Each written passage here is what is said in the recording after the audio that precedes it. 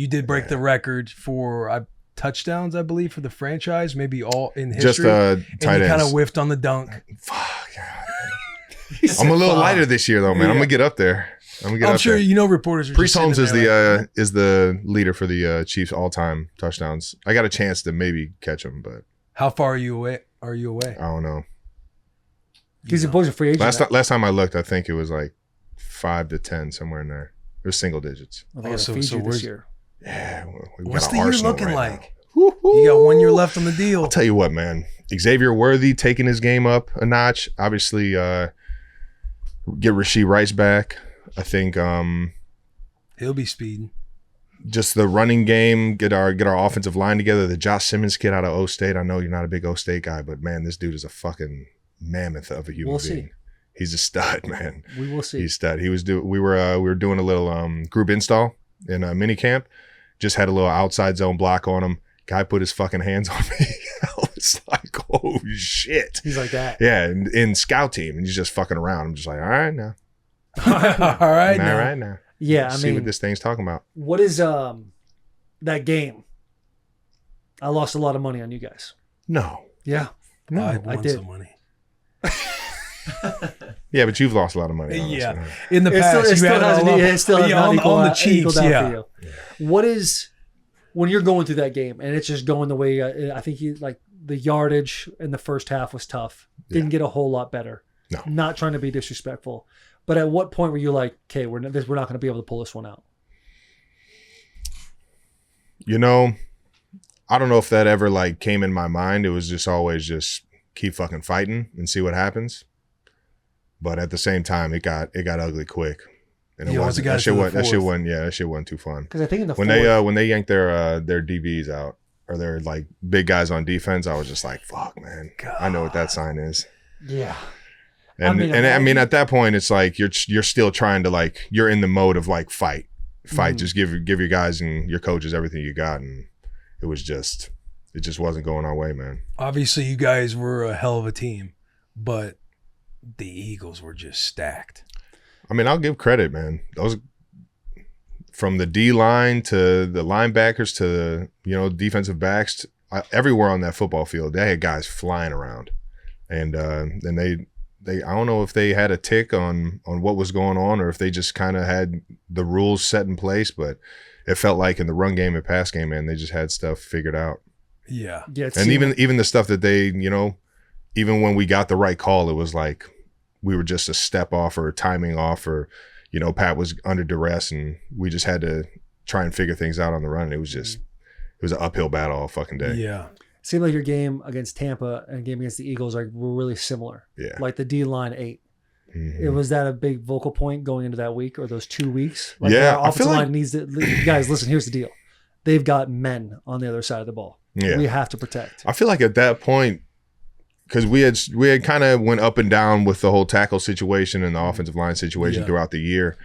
And it felt like at that point when Tooney moved from guard to tackle that we had something figured out to where we could at least manage it with like chips and like make sure that we didn't put our guys in bad situations. But I mean, interior, outside rush, they got after us. And I mean, if you control the line of scrimmage in the Super Bowl, it's going to get ugly for you. Yeah. And both sides of the ball, like their trenches go hard. Yeah. I think the Eagles probably have the best offensive line in the entire NFL. Fucking mammoths. And I thought there was going to be a step down with your brother being missing this year. Nah. But they just kept the train rolling. No, they got bigger. They got bigger, but they were just, they were great. And it sucks. I hate like sitting there and being like, they played a great football game because I'm sitting with you and you played in the football game. Oh, no. Yeah, no. I've already kind of went down the rabbit hole. I'm just motivated for this year, man. Yeah. We got them, I think, week 2, somewhere early. And we'll get this thing fucking rocking and rolling, boys. You definitely feel like there's more of like you just feel a little more intense about you sitting on this bus comparing it to last year. Last year, I mean, vibes were high. You're obviously going to have has had a hell of a career, but like going through that loss, like what changes have you made in the off season? I think the biggest thing is you kind of refocus on where your attention is in the off season. I think last year, really the past like 3 years, I've had a lot of attention in taking a step away from football to figure out, you know, what I'm doing afterwards and make sure I set that up and I'm setting myself up for the future. I've kind of always had that mentality in the off season, but I took on bigger projects. This year I kind of put all that to the side and I'm like, man, I'm going into my last year of my contract, 13th year. I want to make this dream that I've always had the best it's ever been. Mm-hmm. And I think I failed last year in a lot of different ways for my guys on the field, in terms of being a leader and just being, you know, prepared and ready to rock. And I'm motivated to fucking be accountable for the guys, man. Pouring all that into this season, like setting all the other stuff aside, just focusing on football. Is there a little bit of mortality coming with this being your last year in Kansas City? Do you feel like this could be the last year for Travis Kelce? I mean, it's the last one on the contract. I'm focused on this one, man. I don't know what next year is going to feel like. I don't know what I'm going to feel like in March and in April next year when I make that decision or I try and figure out what's next for me. But I know that I got one on the contract and I got, you know, a hell of a fucking team and we got a lot of fucking talent and I'm pumped for it. You talked about I mean, there was a bunch of rumors swirling around about this could be the last year, this past year. Yeah. How close were you to hanging it up? Would the Super Bowl have changed that for you? It might have made me think about it a little bit more. I think I just had a sour taste in my mouth immediately and like, man, I can't, this can't be the last game, you know? I still feel like I can do it. And I kind of wanted to give myself that full focus when I kind of looked at the year in review and how I got ready for the year and things like that. And it's not to say that I was doing it wrong. It's just when you get older, you start to figure things out differently. Like your body doesn't react to how you used to do things. You know what I mean? You have to focus a little bit more on the preparation and being there and being ready. And then throughout the week, you got to have more of a plan to get back to 100%. And I think thinking about all those things, it was like I don't want to leave anything out there. I want to give it my all and make sure that I do this, you know, for the childhood dream in me. You know what I mean? The kid in me that's like, man, I want to make this shit the best thing ever, man. You're obviously super close with the Chiefs organization. Is there like an open line of communication about what the future could look like for you? If they ever ask me, I'll always tell them, you know, how I feel.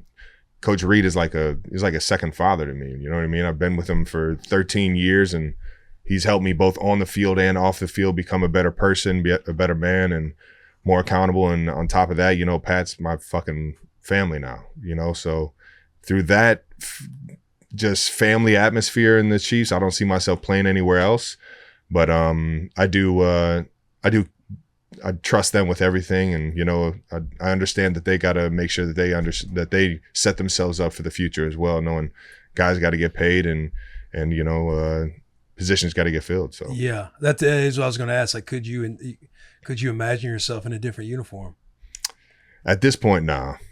Maybe if you would ask me that maybe like a contract or two ago, I'd have been like, you know, I'd keep it open, but. A contract or two ago is a crazy statement. Yeah, I mean, you've been in that's it for what so I'm saying. long. Yeah, and on top of that, it's like Kansas City is like it's the only place I got a home. It's like that is my home. So I'm going in and out of Kansas City for the rest of my life. I'll probably always have my crib there, and I've just had that sense of community. I know everybody from the mayor to the fucking people that work at the local restaurants to, you know what I mean, everybody in the city. So it is home for me now, but I think I would have a tough time putting on another jersey. You're right. I don't know. Yeah.